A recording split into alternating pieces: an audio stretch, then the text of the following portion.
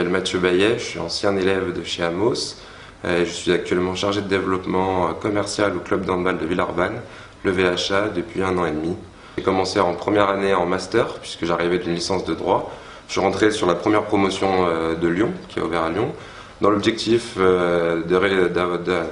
d'obtenir beaucoup plus de compétences dans le milieu sportif et commercial, aussi marketing, afin de pouvoir travailler pour un club de sport dans l'avenir et même pouvoir créer mon entreprise plus tard. Avant ce stage de 5e année, je suis parti sur le Tour de France lors de ma première année de master, au mois de juillet 2016, avec un autre élève d'Amos, Thibaut Haut.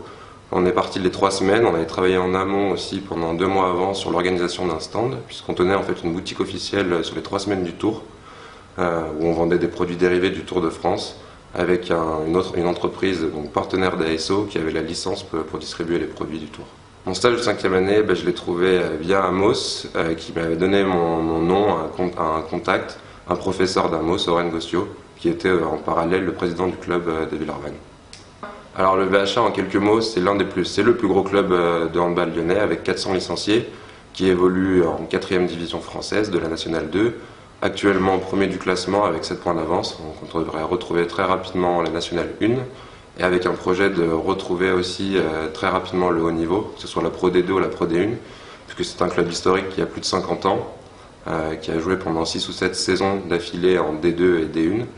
Donc l'objectif du club et l'objectif des dirigeants, c'est de retrouver un club dans le Lyonnais, un club de haut niveau de handball, et qu'on n'ait plus à se déplacer jusqu'à Chambéry pour voir du handball de très haut niveau.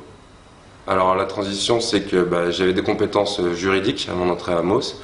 À Amos, j'ai acquis d'autres compétences, en plus de ce stage justement sur le Tour de France, où j'ai acquis de l'expérience professionnelle, entre guillemets, j'étais sur le terrain.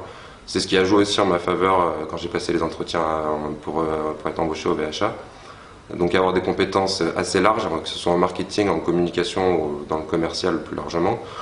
Parce que là on est dans une petite structure où je suis chargé de développement commercial, mais à côté de ça je fais aussi beaucoup de choses, que ce soit de l'événementiel, aussi de temps en temps un peu de communication, que ce soit des hospitalités, etc. Donc il fallait que j'ai beaucoup plus de compétences que ce que j'avais au début. Et grâce à l'école et grâce à mes stages, j'ai pu en acquérir et atterrir au VHA. Au VHA, maintenant, j'acquérais encore d'autres compétences que je n'avais pas forcément avant. Et donc j'étoffe un peu mon CV et aussi tout ce que je sais faire. J'ai été embauché pour m'occuper normalement de tout ce qui est partenaire, la recherche de partenaires, proposer aussi des offres aux partenaires, m'en occuper les soirs de mal, donc tout ce qui est hospitalité. Mais à côté de ça, le VHA, on est sur une petite structure, donc je suis force de proposition pour pas mal de choses. Concrètement, cette année, on a organisé une fan zone. Un projet qu'on avait même travaillé à l'école, donc avec certains autres élèves, et qui avait pu être mis en place au mois de janvier. Et on a pu retransmettre dans la salle des gratte-ciel, donc le mondial de hand, et on a pu avoir une fréquentation totale sur l'événement de 6000 personnes, ce qui a permis au club de pouvoir communiquer plus largement. Et maintenant, dans la salle, on arrive à constater que l'affluence moyenne a augmenté et qu'on envoie aussi des nouvelles personnes dans cette salle. Pour l'instant, je me vois encore très bien au VHA. Le projet du club m'intéresse énormément puisque c'est un club qui veut retrouver le haut niveau. Pouvoir accompagner un club à rejoindre le haut niveau, je pense que c'est un très très beau projet auquel j'ai envie de participer. Mais plus tard, je me vois créer mon entreprise dans le sport. Les grandes forces d'Amos, on va dire que c'est surtout la qualité des intervenants, que ce soit Nicolas Chanava qu'on ait eu, ou Olivier Ribota qui était une personne qui m'a vraiment passionné à l'école. C'est des gens c'est du concret. On avait aussi bien des profs sur la partie théorique, mais aussi des profs pratiques, comme Olivier Ribota, justement, qui est le manager général du LBF. C'est des personnes qui nous marquent et avec qui on apprend beaucoup. Et on reste pas forcément, ce qui est bien, c'est qu'on est plus sur...